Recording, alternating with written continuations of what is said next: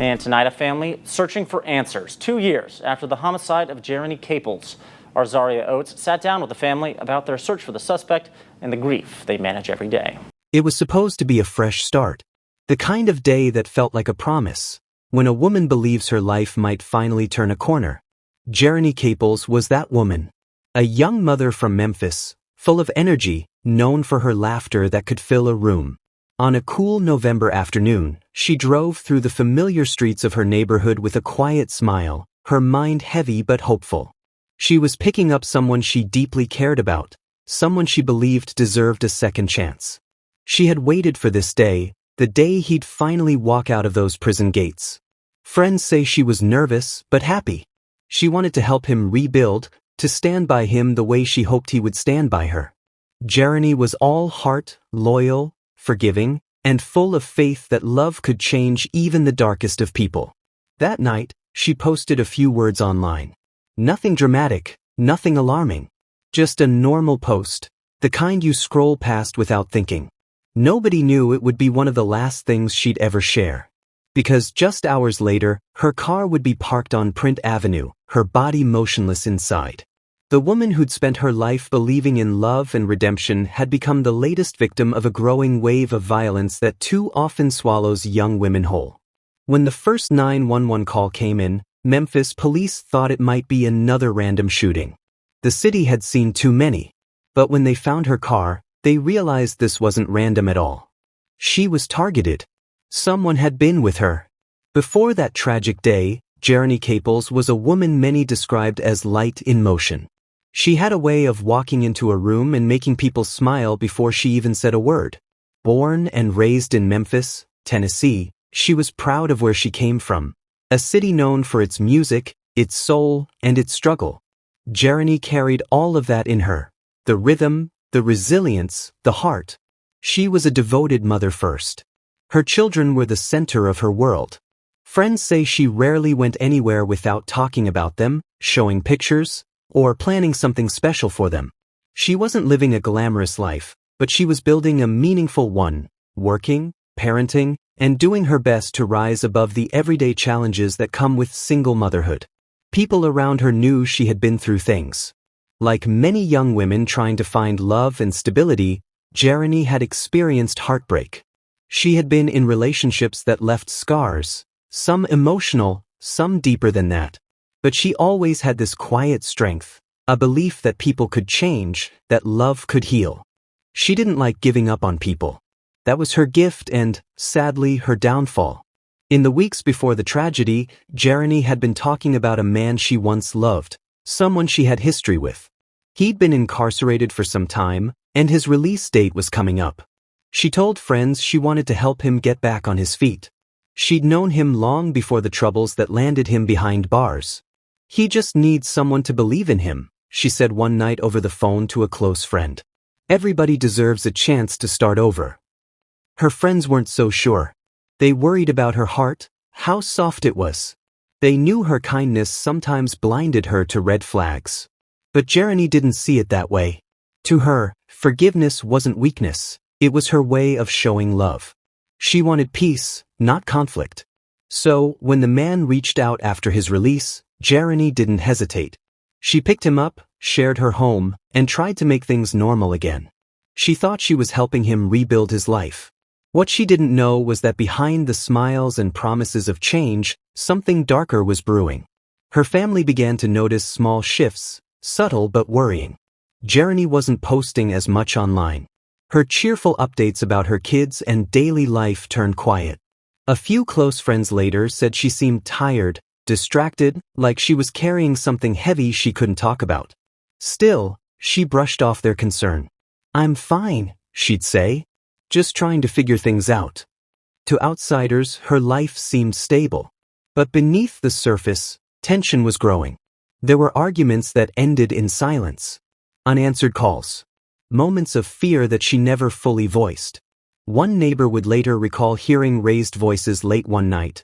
Not shouting, but a tone that sounded sharp, like fear wrapped in love. As the investigation deepened, the picture of what had happened to Jeremy Caples began to sharpen. Slowly, painfully, like a photograph coming into focus under dim red light. Detectives spent hours retracing her last movements, where she went, who she spoke to, and the last person she saw alive.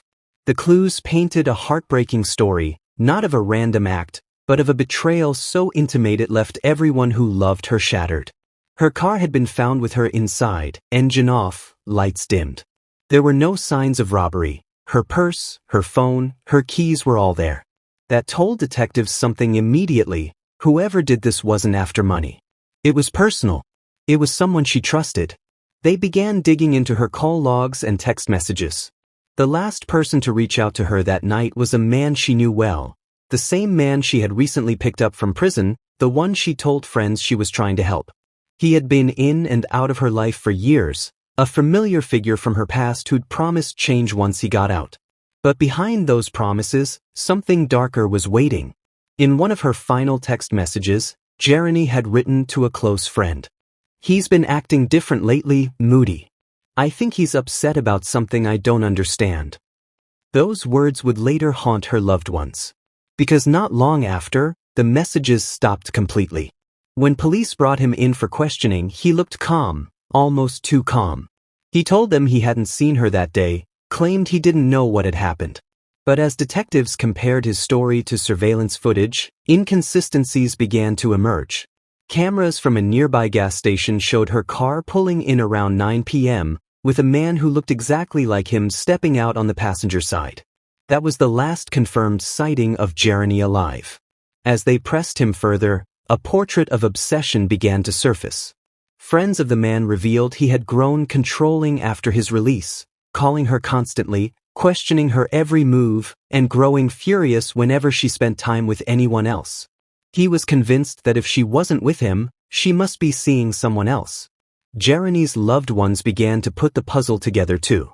The friend she'd texted before her disappearance told police that Jeremy had planned to distance herself, that she was realizing the man she was trying to help wasn't the same person she used to know.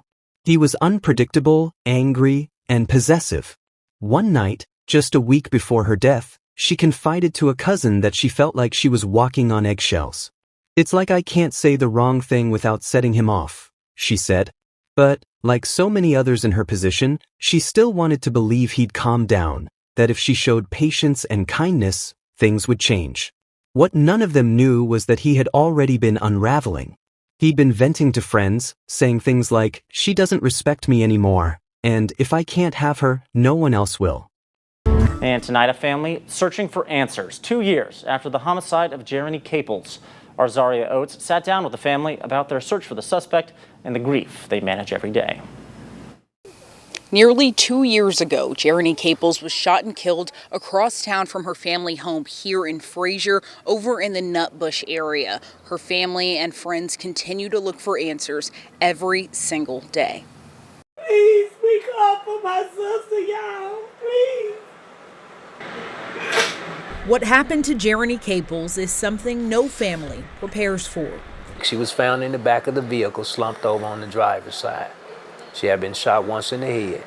This video shows a suspect leaving the scene.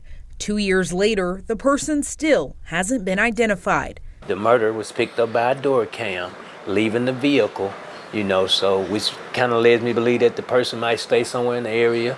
So he searches the area frequently, looking for any clues he can find. A tragedy no one can wrap their head around. Loving, kind, sweet, don't bother nobody. And for them to take her life for nothing, it's hurting me, it's hurting my dad, it's hurting her mom. It was a senseless act of violence. That's all it was. And I hate that. An act of violence, leaving every one of her family members searching for closure. And I'm not going to rest. I'm not going to sleep. I'm not going to stop screaming justice for Jeremy.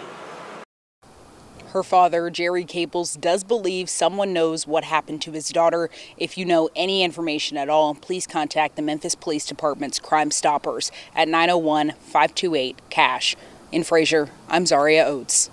Those words, the kind said in jealousy and pride, now sounded like warnings no one caught in time. When the police finally searched his residence, they found clothing that matched what he'd been wearing in the surveillance footage, with traces of blood that would later match Jeremy's DNA. They also found her phone, hidden under a pile of clothes. The evidence was overwhelming.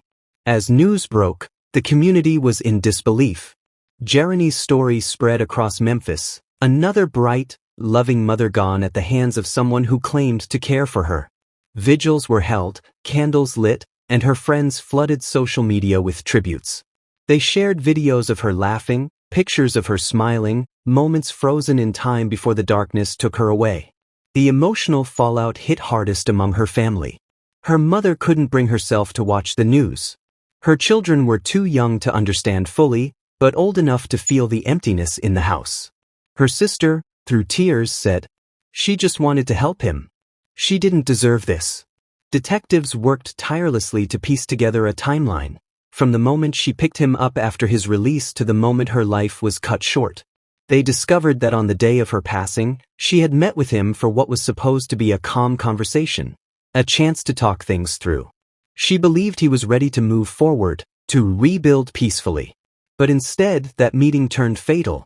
He couldn't handle the idea of losing control. Witnesses later reported hearing raised voices from the parked car, followed by silence. Within minutes, everything ended. As the case gained attention, the broader conversation turned toward a painful truth. How often stories like Jeremy's happen, women caught between love and fear, between loyalty and danger. A loving mother, sister, and daughter now at the center of a murder investigation. Memphis police found the 25-year-old killed in the Nutbush neighborhood. The woman's family continues to mourn while police search for her killer in tonight's Manhunt Monday.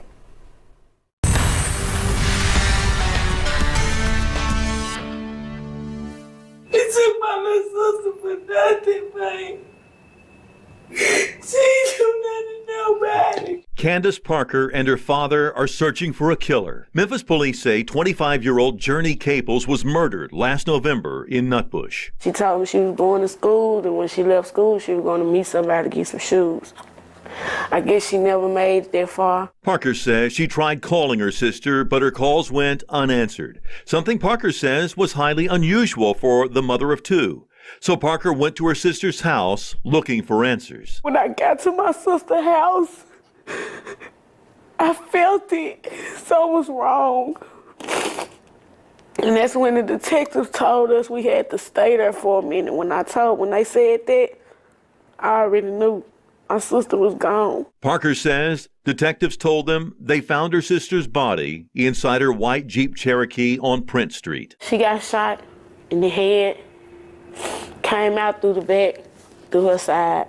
I never think I'd put my sister in a casket, man. We just want justice for her, that's it. Parker believes the gunman may have known her sister and says she may have been the target of a robbery. I just want justice for my sister. I can't sleep, I can't eat, y'all.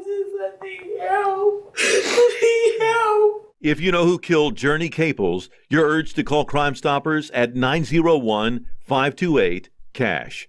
Your tip could help put a dangerous criminal behind bars and $2,000 cash in your pocket. Remember, all calls are confidential. Her story became another reminder that warning signs are too often ignored until it's too late.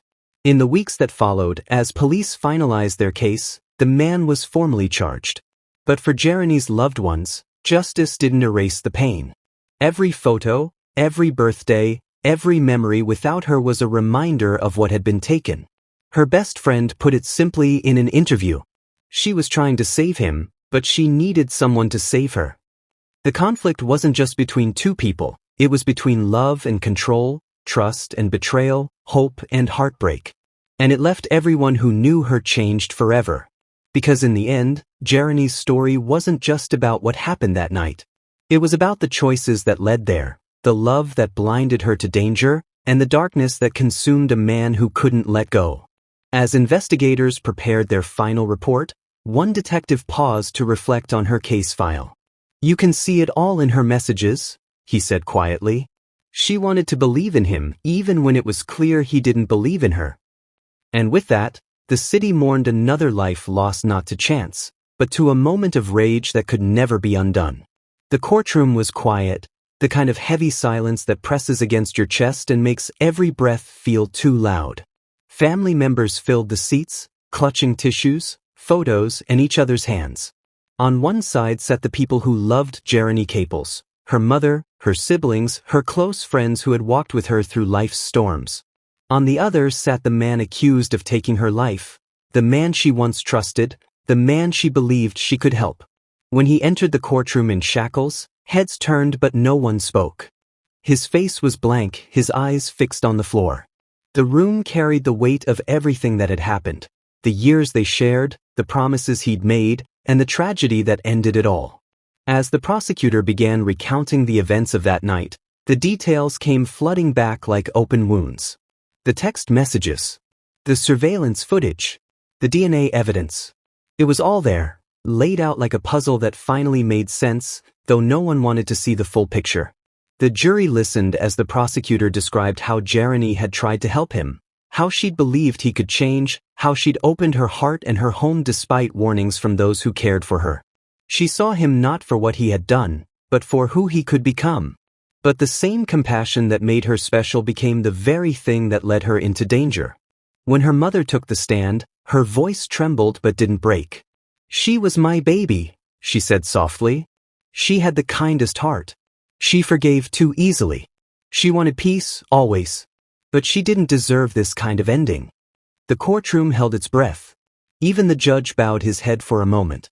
The defense tried to paint a picture of misunderstanding, of emotions spiraling out of control, of a man who snapped.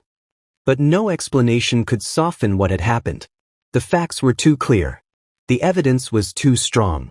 And the pain in that courtroom was too deep to deny. When the verdict was finally read, the room stood still. There were tears, quiet sobs, a few sighs of relief. Jeremy's mother held her hands together and whispered, "Thank you." For her, it wasn't victory, it was closure. The kind that doesn't heal but allows you to breathe again, even if it still hurts. After the sentencing, people began to speak about Jeremy's life, not just her death.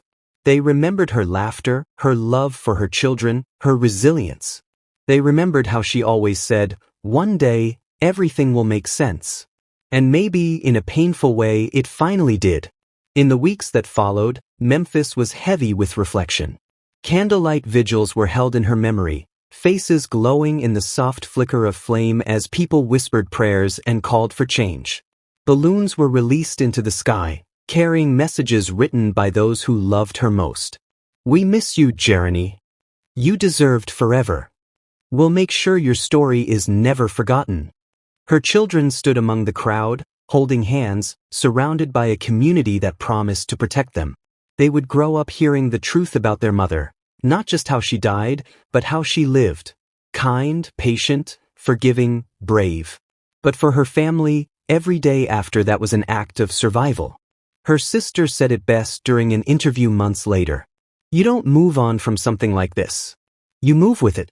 The pain doesn't leave, you just learn to carry it differently." For the detectives who worked her case, it was another name on the list of domestic tragedies, but not one they would forget. One investigator admitted that after the trial, he went home and hugged his daughter tighter than ever before. "She just wanted to help him," he said quietly. "She didn't know she was walking into danger." None of them ever do. As the story spread across social media, people everywhere began sharing their own experiences. Women who had loved too hard, who had believed too deeply, and who had stayed one day too long. Hashtags bearing Jeremy's name became a symbol of strength and awareness. Because in the end, her story was more than a tragedy. It was a warning and a wake-up call. Months later, her family gathered on what would have been her 28th birthday. They decorated her favorite spot by the river, a quiet place where she used to sit and watch the sunset with her kids. They played her favorite songs, laughed through tears, and spoke about her as though she was right there, smiling that soft, easy smile she was known for. Her mother placed a single white rose in the water and whispered, "We're still here, baby. We love you."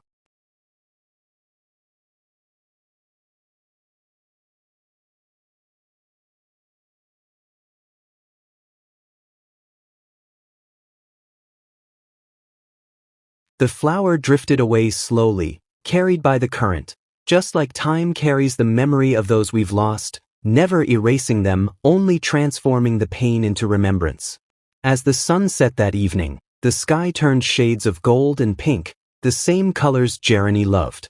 And for a brief moment, it felt as though she was there, reminding everyone to hold their loved ones closer, to listen to the quiet warnings we sometimes ignore, and to never let fear or control disguise itself as love.